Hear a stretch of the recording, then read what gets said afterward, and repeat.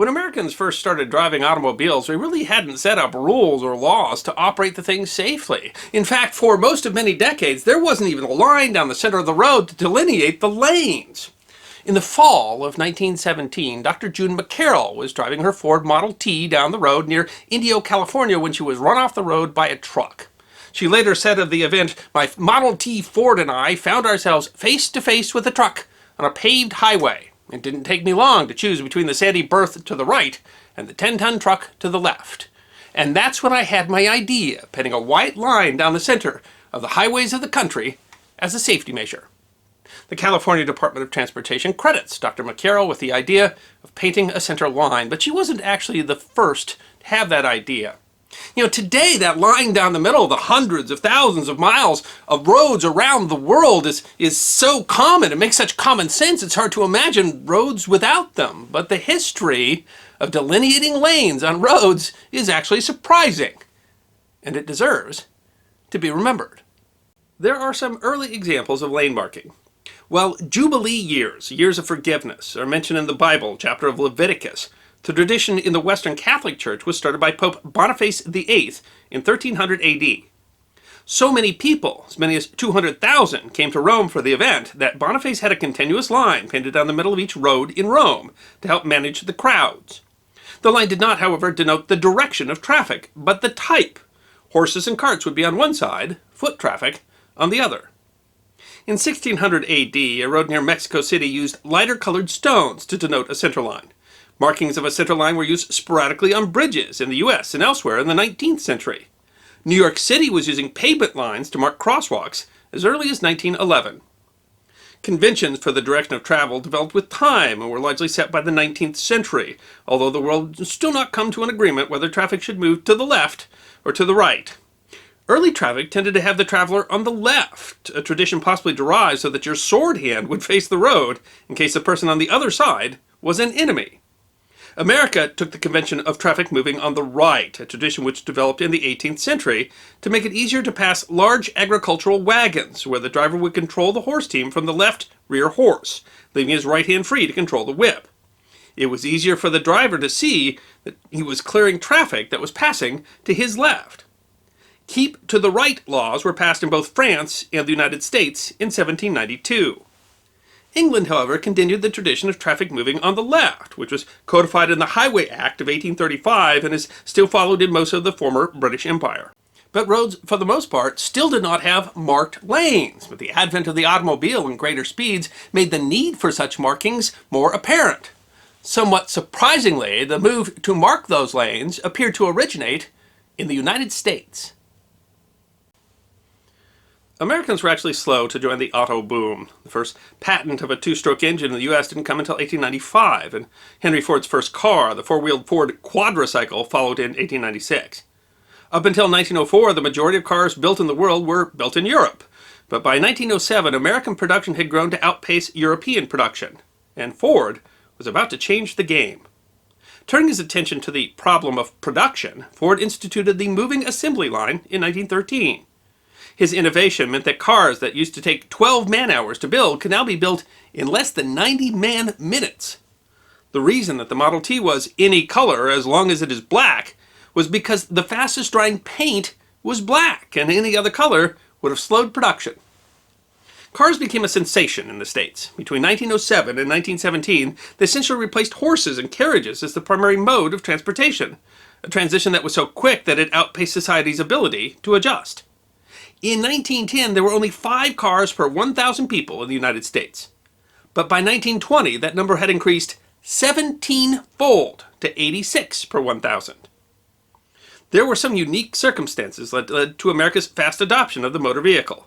Perhaps most importantly, the industrializing country was huge, and large distances often needed to be covered for business or pleasure, which made the advantage of a relatively expensive purchase greater than it was in Europe. Another advantage was growing wages, partially encouraged by Henry Ford's instituting an audacious $5 a day wage and the dramatic drop in prices for cars in the early 20th century. When the Model T was introduced in 1908, it sold for $825. By 1912, the Model T runabout sold for $525, less than the average annual income in America, and the price continued to drop to a mere $290 in 1927. Cars became ubiquitous very soon after they were introduced. They became faster and faster, and paved roadways proliferated in an attempt to keep up. By 1918, there were over 10,000 motor vehicle deaths in the U.S. a year. As with many innovations, safety precautions and law systems were slow to keep up with the pace of technological change. It took a single decade for cars to become the primary mode of transportation in the United States, and the speeds men could now go with ease produced problems that had never been considered properly. In 1901, Connecticut became the first state in the country to institute a speed limit on motor vehicles, 12 miles an hour in town, 15 miles an hour on rural roads. Cars could go much faster than that. In 1911, a world record had been set by Bob Berman at Daytona Beach by going 141 miles an hour. While most cars couldn't go that fast, they had turned trips that took days into a matter of mere hours. One of the greatest challenges was lanes. With wagons and carriages, muddy roads developed ruts that were easy to follow. And while accidents were not trivial, they moved slowly enough that it was comparatively simple to avoid someone else on the road. Like Dr. McCarroll in California, many people were run off the road in the face of trucks and larger vehicles barreling toward them on unmarked roads and around blind corners. While there is some disagreement, the first appearance of lane markings in the U.S. has been traced to Michigan, according to the Michigan Department of Transportation. The first line was painted in 1911 on River Road in Wayne County, Michigan, put there at the instigation of Edward N. Hines. Edward was a major innovator in road safety, spearheading the Good Roads organization to improve public roads in Michigan in the 1890s. Hines also built the first stretch of concrete road in the world in 1909 and served on the Wayne County Board of Roads when it was created in 1906, alongside Henry Ford himself. He is generally recognized as one of the most significant figures in the designing of roads and won several awards to that fact after his death.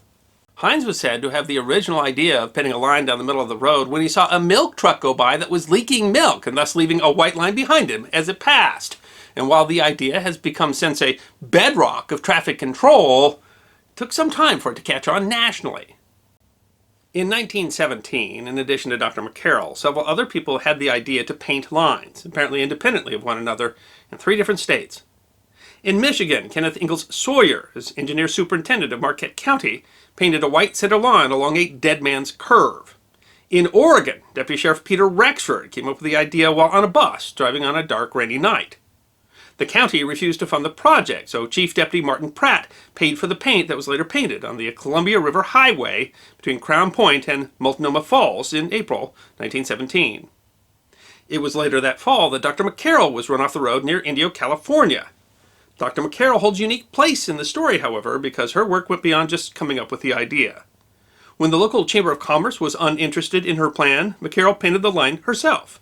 She instigated a letter-writing campaign that would help convince the state of California to adopt the measure universally in November 1924, and the State Highway Commission painted the lines. But at the time, there were few, if any, standards or guiding principles for markings, and where those standards or guiding principles did exist, they were on a local level, and there was no coordination between local agencies. The process for standardizing markers took time. In January 1927, the American Association of State Highway Officials published a Manual and Specifications for the Manufacture, Display, and Erection of U.S. Standard Road Markers and Signs. While this manual was the first national manual on traffic control devices, it addressed only signs in rural areas and did not address pavement markings. In 1930, the National Conference on Street and Highway Safety published a manual on street traffic signs, signals, and markings. The manual recommended pavement lane markings in a number of cases, for example on curves of less than 600-foot radius, and also on hill crests where the view ahead is insufficient to permit overtaking the passing in safety. Center lines were also recommended on streets with high traffic both directions and streets wide enough to have more than one lane either direction. Lines were recommended to be at least 4 inches wide and be white or yellow on bituminous pavement and black or white on concrete. The use of black lane markings became less popular during the Second World War, when black markings could not be seen while driving under blackout conditions. The use of broken lines to denote places where lane changing is permitted was not defined until a new manual was produced in 1948. The original purpose of the dashed lines was to save costs by reducing the amount of paint needed to mark lanes. The length of the lines and gaps was not defined, but the manual said it should be well proportioned. The manual further noted that on rural highways, a commonly used standard of 15-foot segments with 25 gaps was normal. No national standard was adopted until 1978. Research shows that people tend to underestimate the length of the broken lines, with people surveyed most commonly assuming that the lines are 2 feet long with equal gaps in between. In fact, since 1978, the broken lines in the US are standardized to be 10 feet long with a 30-foot gap in between. Thus, every time your car passes a new dashed line, it has traveled 40 feet, far further than most people assume.